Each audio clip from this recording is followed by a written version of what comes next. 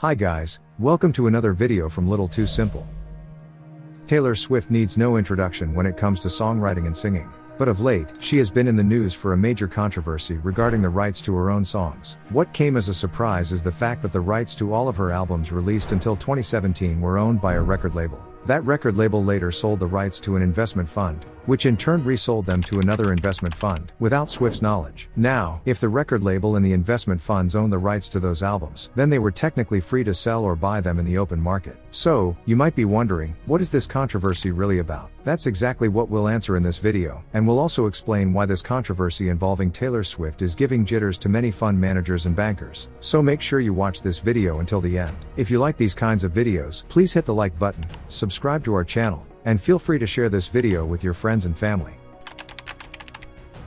Few people know how the music industry currently works, and even fewer know how it used to work before music streaming became widespread. Back then, the only way for a singer to release songs to the masses was through record labels. These labels burned songs onto CDs and DVDs and distributed them to thousands of outlets, where people like you and me would buy them. As a result, it was almost impossible for any singer to release music without first tying up with a record label. Big Machine Label Group was one such record label. It released every Taylor Swift album from her early days until 2017, and it owned the master rights to her first 6 albums. Now, what are master rights? Simply put, they are the rights to the actual recordings. In this case, the songs recorded by Taylor Swift. At this point, you might be wondering why any artist would sign away the rights to their own music. The answer is simple. Artists generally do it in exchange for a share of the revenues that their music generates. Taylor Swift gave up the master rights to her first 6 albums to Big Machine Label Group for exactly this reason. So now you can see how Big Machine Label Group ended up with the master rights to Swift's early albums. If they had simply held on to the rights and continued paying Taylor Swift her agreed upon royalties, there would have been no issue.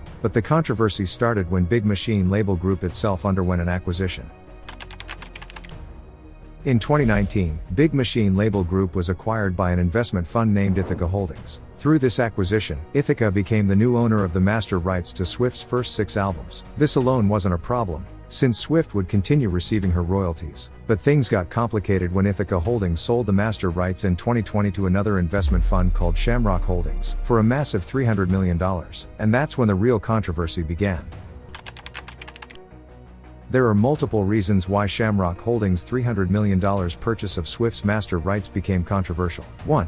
Taylor Swift had been trying to buy back the master rights from Ithaca Holdings for a long time, but she was never offered realistic terms that would make the purchase possible. 2. Despite knowing about her strong interest in buying back the rights, Ithaca Holdings went ahead and sold them to Shamrock Holdings. 3. What made Swift furious was the fact that she was kept in the dark about the deal. She only found out after the sale was completed. Now, one can argue that everything was legal here. The investment funds technically did nothing wrong. But as we'll see, being legally correct isn't always enough.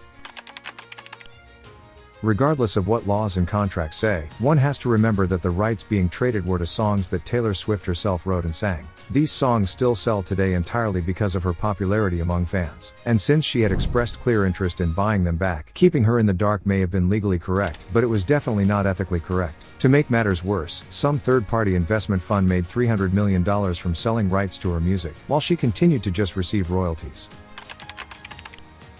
Music is different from many other products and services. The creator plays a huge role in how much revenue the music generates. After all, the music sells under the name of the artist who created it. So, if the artist herself is upset, generating revenue from that music becomes much more difficult. Taylor Swift couldn't take legal action against the investment funds, but she had other ways to retaliate. The funds made a mistake by underestimating her determination.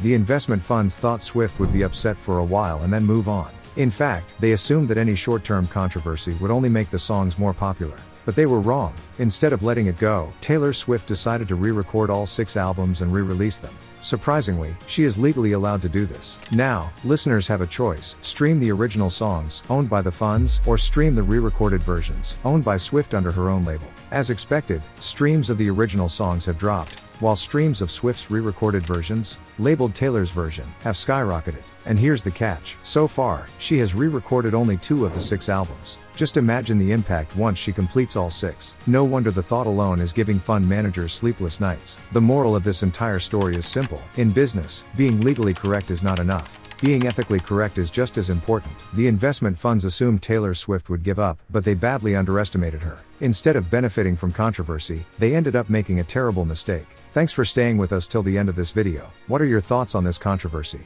Do you think the investment funds were justified, or do you side with Taylor Swift? Let us know in the comments below. If you found this video interesting, please like and share it with your friends. And don't forget to subscribe to our channel for more such videos. Until next time, have a good one, guys.